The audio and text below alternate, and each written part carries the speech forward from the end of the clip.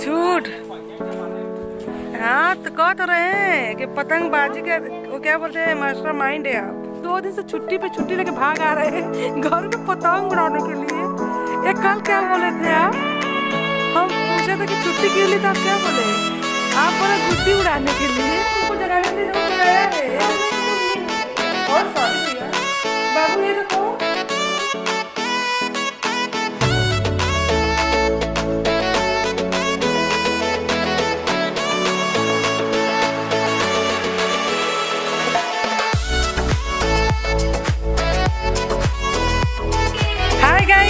ये मैं हूँ, ये वो है पता नहीं करने जाओ। Hello friend, good morning, welcome my new blog. तो कैसे हो आप सब लोग? आई होप आप सब लोग अच्छे होंगे, मस्त होंगे, बहुत अच्छी होंगी। और एकदम मॉर्निंग का टाइम है और देखिए इधर रुमाल बांधी हूँ, स्टार ओढ़ी हुई हूँ और अकेले ही बैठी हूँ बाहर आग सेकने के लिए, जहाँ पे कि आग कम धुआं ज़्यादा है। तो आकृति के पापा जी भी अभी थे यहाँ पे, लेकिन अभी चले गए बाहर साथ कहीं। तो अकेली ही मैं बैठी हुई है बहुत देर से। तो अभी चलूँगी अंदर, झाड़ू पोछा करूँगी और उसके बाद नहाऊँगी। तो आज आकृति के पापा जी छुट्टी पे हैं, तो थोड़ा लेट ही बनाऊँगी लंच। ब्रेकफास्ट वैसे भी छुट्टी रहती तो नहीं बन पाता है, कभी कभी ही बन पाता है, तो डायरेक्ट लंच ही बनता है। तो थोड़ी देर आग सेकी हूँ, अभी चलती हूँ अंदर और अब झाड़ू पोछा के बाद नहाऊँगी, फिर लंच बनाऊँगी। तो धुआँ बहुत ज़्यादा आ रहा है, निकल जा निकल। 3 से 4 बार जलाई हूँ, लेकिन जल के बंद हो जा रहा है ऑटोमेटिक ये धुआं।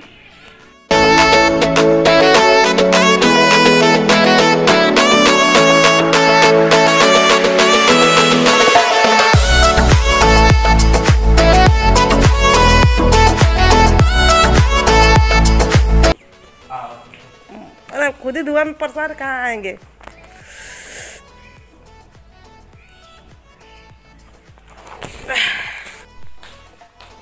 मेरे बच्चे मन के सच्चे कहाँ है भाई? अरे गुड मॉर्निंग आकृति। आकृति तो ऐसा पटक रही कि पूछो मत। बाबू ये देखो कौन आया है। बाबू देखो तुमको जगाने के लिए कौन आया है। बाबू तुमको जगाने के लिए देखो कोई आया है। और सॉरी भैया बाबू ये देखो। तो एक बार देखो तुम्हारे सामने कौन खड़ा है। समनवा देखो। अरे बाप रे, इतना तेज नींद आया है।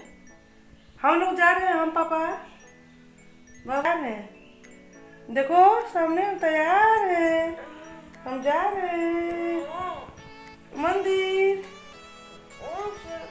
अच्छा मंगलवार है ना, तो मंदिर जा रहे हैं। इस टाइम पे बजने वाले हैं 11 और डायरेक्ट मैं लंच ही बना रही हूँ। मैंने क्या बोली थी, ब्रेकफास्ट नहीं बनाई, बस आग सेक रही थी। और उसके बाद आई चाय बनाई, चाय बनाने के बाद सारे लोग पिए हैं। फिर अपना काम जो था सुबह का सारे काम निपटाई हूँ और किचन में आते आते मुझे 10:30 पौने 11 के आसपास में हो गया था। तो मैं सुबह में आलू जो था उसको भी बॉयल कर रखी थी, तो चोखा बना ली और हरे वाले मटर की दाल, रोटी और उसके बाद गोभी वाली सब्जी और चावल। बस लंच में मैंने इतना ही बनाया हुआ है। और बाबू यहाँ पे गुस्सा इसलिए हो रहा था क्योंकि आज बाबू के पापा ने बाबू के नहलाकर तैयार किया है और वो क्या बोलते सर पे तेल लगा के इसका बाल बना दिए थे। तो गुस्सा हो रहा था कि मुझे चपड़ गंजू बना दिए हैं और मुझे उसकी बातों पर हंसी भी आ रही थी, लेकिन बाबू रोए जा रहा था कि मुझे चपड़ गंजू बना दिए हैं। तो फिर आकृति के पापा जी को बुलाई और बोली कि थोड़ा सा इसका फेस सही कर दीजिए ना, ऐसे ही रोता रहेगा। तो आए, थोड़ा सा इसका फेस पे मतलब जो एक्स्ट्रा ऑयल था उसको हटा दिए, तो थोड़ा सा खुश हुआ और चला गया। तो इनको लग रही थी ठंडी और बाहर आ चुका था धूप, तो बोल रहे थे कि छत पे खाना पहुंचा दे, छत पे ही खाएंगे। तो मुझे गुस्सा आ रहा था। गुस्सा मुझे इस बात के लिए आ रहा था कि कुछ लोग नीचे बैठे हैं खाने के लिए, कुछ लोग जो थे वो बाहर बैठे हुए हैं और इनको चाहिए छत पे खाना। तो मैं किसको किसको कहाँ पे ले जाके देती, और रोटी भी बनानी थी साथ में। तो इसीलिए मैं बोली कि अपना खाना लीजिए और खुद लेके जाइए छत पे खाने के लिए। तो पानी भरते भरते इनका पानी भी गिरने से बच गया एक बार।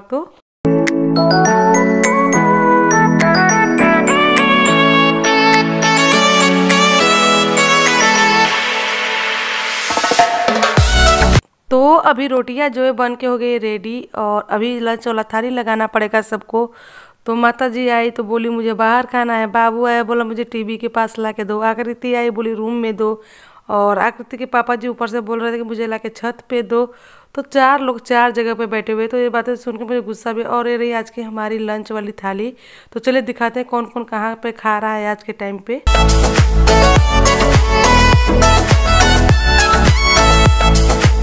देखिए आकृति बाबू तो यहाँ पे खा रहे हैं। आकृति को डांटी तो बाहर आ गई, और इनकी अम्मा यहाँ पे देखिए बाहर आग जला के आग के पास में खा रही, और इनके पापा जी जो है वो छत पे गए खाने के लिए। तो सारे लोग देखिए अलग अलग जगहों पे लंच कर रहे हैं। इस वजह से ही मुझे गुस्सा आ रहा था कि मैं किसको कहाँ पे दूँ। रोटी बनाऊंगी, अलग अलग जगह पर थालियाँ ले जाकर पहुँचाऊँ, बस इसलिए गुस्सा आ रहा था। और सारे लोग खा पी लिए इस टाइम पे। तो मैं कपड़े सुखाई मशीन में और आ गई अब छत पे। मकर संक्रांति बीत गई भैया, पता नहीं है। हाँ काटे सही में काटे। कहाँ उड़े आपकी पतंग, किधर है? सही में काटे हैं जी? अच्छा क्या आकृति मुंह बनाई है? अच्छा है, पर था आकृति का है ना? हाँ देवांशु का। अभी देवांशु आकर देखेगा फिर गुस्सा आएगा। हाँ इन लोगों की मकर संक्रांति अभी कम से कम 4 दिनों तक चलेगी, जब तक कि पतंग पड़े हुए हैं लूटे हुए तब तक। और मैं कपड़े लेकर हाथ में ही आ गई थी क्योंकि बाल्टी नीचे खाली नहीं था। तो बस जा रही हूँ कपड़ों को सुखाने के लिए, डालने के लिए, और थोड़ी देर धूप लूँगी, उसके बाद फिर चलूँगी नीचे, फिर करूँगी थोड़ी देर आराम, फिर हो जाएगा शाम। और शाम के टाइम फिर वही डेली की तरह चाय नाश्ता खाना, मतलब सब कुछ ऑलरेडी जो होता है डेली वो चालू हो जाएगा। कहाँ है पतंग, कितनी दूर गई है? कौन सी है? ब्लू ब्राउन ऊपर वाली? ओ बहुत ऊपर गई है जी, वो तो दिख भी नहीं रहा मुझे कहाँ गई है। और किस कलर में? बहुत ऊपर गई है।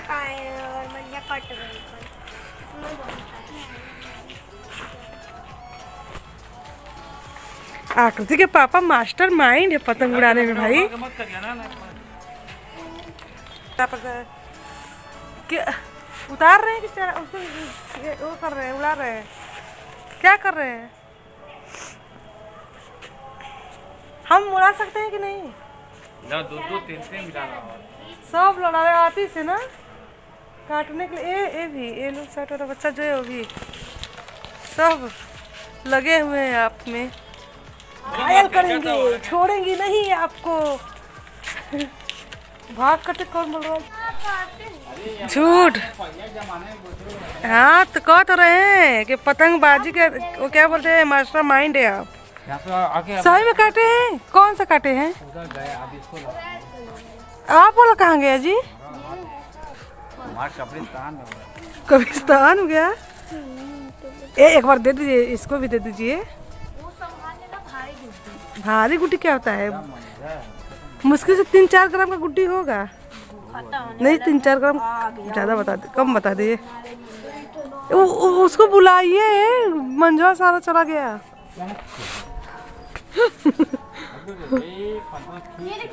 कौन सा है? तो आप कोई थोड़ी वहाँ पे काट रहे हैं। हम पकड़ लेंगे तो गिरा देंगे, उड़ा ही नहीं पाएंगे।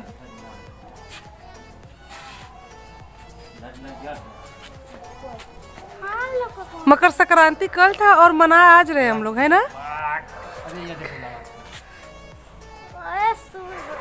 बताओ तुम्हारे चाचा 2 दिन से छुट्टी पे छुट्टी लेके भाग आ रहे हैं घर पे पतंग उड़ाने के लिए। ये कल क्या बोले थे आप?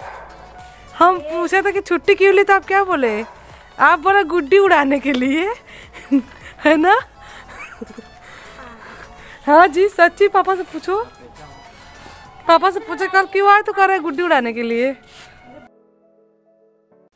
और इस टाइम पे शाम के 6:30 बजने वाले हैं और भाई आया हुआ था। भाई को मैंने ही बुलाया था, कुछ मेरा पर्सनली काम था उस वजह से उसको बुलाई थी। तो पापा लोग भी आए थे और भाई भी आया था साथ में। तो भाई को ऐसे हमको लगा आज कुछ काम नहीं था, वो बस मेरे लिए ही आया था, जिस काम से उसको मैं बुलाई थी उस काम के लिए।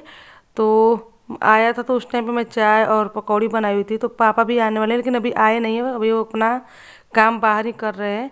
तो उसके लिए पकौड़ी बनाई थी और चाय बनाई थी। तो उसके बाद मेरा जो काम था वो हुआ और फिर उसके बाद बारी आ गई तो बाबू को भूख लगे तो बोला कि जैसे उस दिन चूड़ा और नमकीन बनाई थी वैसा बना दो। तो मैं सोची कि चलो सबके लिए बना देते। तो बस उसको बनाने के लिए यहाँ पर आ गई। तो तेल डाली, तेल में डाली थोड़ा सा मटर और थोड़ा सा नमक, और उसके बाद 2-3 मिनट पकने के बाद मटर को ऐड कर दी अपने चूड़ा को, जो कि सबके घर पर इस टाइम मिल जाएगा ठंडियों वाले टाइम पे। तो इसको ऐड कर दी और इसको भूनेंगे, लेकिन इसके पहले थोड़ा सा स्वाद अनुसार नमक और डाल देंगे, क्योंकि मटर में मटर के हिसाब से नमक डालते, और चूड़ा डालने के बाद थोड़ा सा नमक और ऐड करना पड़ेगा। तो इसको तब तक भूनेंगे मतलब कि जब तक इसका कलर चेंज ना हो जाए। तो इसको भूनते भूनते थोड़ा सा ब्राउन हो जाता है तो पता चल जाता है कि ये भून के रेडी हो चुका है।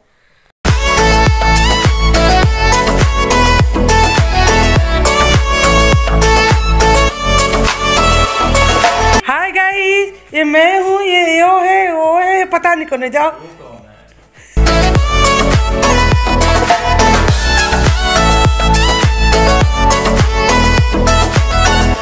देखिए चूड़े वाली जो नमकीन होती है भून जाती है तो कुछ इस तरह से इसका कलर चेंज हो जाता है और ये तैयार हो गया। अब इसकी करेंगे हम प्लेटिंग। तो जैसे ही इसका प्लेटिंग किए, पापा जी का फ़ोन आया कि वो भी 5 मिनट में आ जाएंगे घर पे। तो एक साइड में मैं चाय चढ़ा दी, दूसरे साइड में पकौड़ियाँ तलना स्टार्ट कर दी, और उनके साथ में 2-3 लोग और थे। तो मतलब सारे लोग मिला के 3-4 लोग हो गए थे। तो इतने लोगों के लिए मैंने चाय नाश्ता दोबारा से बनाना स्टार्ट किया। और कुछ लोग वीडियो देखकर ये भी बोलेंगे कि लो इसके मायके वाले फिर से आ गए भिखमंगे कहेंगे, क्योंकि ऐसा ही बोला जाता है हमारे मायके वालों के लिए। हमारे मायके वालों के लिए एक वर्ड है कि मायके में तो कुछ खाने पीने को मिला नहीं, और ससुराल में अचानक कितना देखी तो बौरा गई। तो देखो, जब मैं बौरा सकती हूँ ससुराल में इतना सब कुछ देखे, तो बेटे के घर का देख के मायके वाले भी तो बौरा सकते हैं। तो बस इतना ही समझ लीजिए कि जितने भिखमंगे लोग हैं वो यहाँ पे उपस्थित हो चुके हैं इसको खाने पीने के लिए। क्योंकि देखिए भिखमंगे लोग को तो हमेशा सब मिलता नहीं, कभी कभी ही मिलता है, तो इसलिए वो लोग टूट पड़ते हैं। तो चलो भिखमंगे लोग जितने आए हैं उनके लिए प्लेटिंग यहाँ पे कर दी जाए।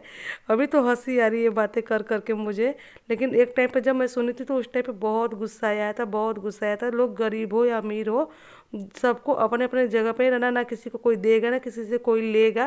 लेकिन कहने वालों के लोगों को मुंह पर ताला कौन लगा सकता है? बोलने वाले लोग तो बहुत कुछ बोल सकते हैं। तो मुझे भी पता है कि नमक रोटी खाऊंगी या घी रोटी खाऊंगी, रहूंगी ससुराल में ही, मायके नहीं जाऊंगी। वरना मायके वालों की क्या औकात है बताने की ज़रूरत नहीं है। जो लोग जानते होंगे वो लोग तो जानते ही होंगे। मुझे इस वीडियो के माध्यम से बताने की कोई ज़रूरत नहीं है यहाँ पर। तो सारे लोग चले गए थे तो उसी टाइम पे मैं डिनर बनाना भी स्टार्ट कर दी थी, क्योंकि रात काफ़ी हो रहा था। तो मैं बनाई थी आलू बैंगन की सूखी वाली सब्जी और रोटी।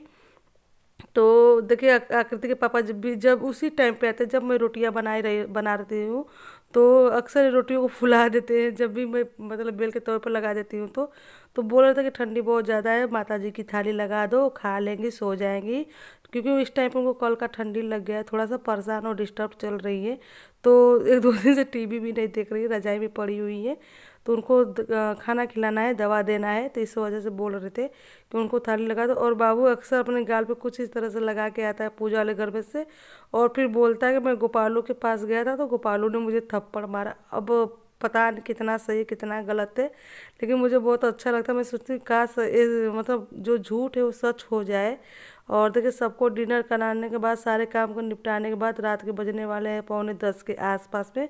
तो मैं अपने कपड़े चेंज की, फिर उसके बाद सबको दूध दी, और ठंडी इतनी ज़्यादा थी कि फिर से मुझे स्वेटर पहनना पड़ा। तो मैंने पहन लिया स्वेटर, फिर स्कार्फ लगा लूँगी क्योंकि ठंडी बहुत ज़्यादा है, तो थोड़ा सा बचा के रखना ही पड़ेगा मुझे। और फिर उसके बाद जाके मैं करूँगी अब अपना डिनर, और इस ब्लॉग को यहीं पे करूँगी एंड। कल नए ब्लॉग में आप लोग से मैं फिर मिलूँगी, तब तक के लिए thank you so much, bye bye, good night friend.